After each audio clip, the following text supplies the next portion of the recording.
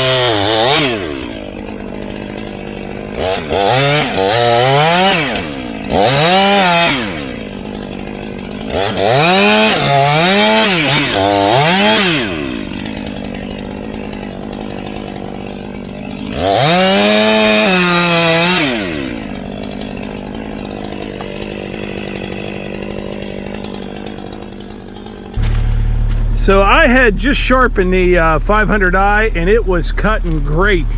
I mean, fantastic. Ripping through this oak. And I got right into here somewhere. And boy, there's something in there bad. There were sparks flying. I'm not sure what's going on. I may be far enough through it. I can bust it off with the excavator. We'll check it out and see if we can find what it is. But I mean, it just quit cutting like that.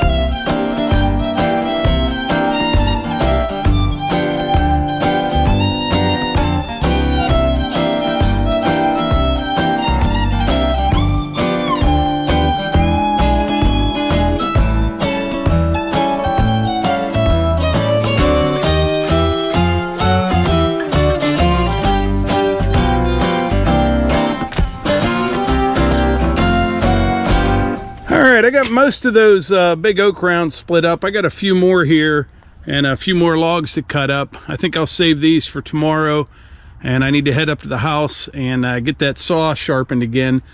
I'm still not sure what I hit in that log, but man, it just quit cutting. Sparks were flying, and that one came from yeah, that came from out in the middle of the woods. It did. It wasn't like it was a yard tree or something, but there's definitely something in there. But anyway, I think it may be a good time to show some more of your tractor pictures.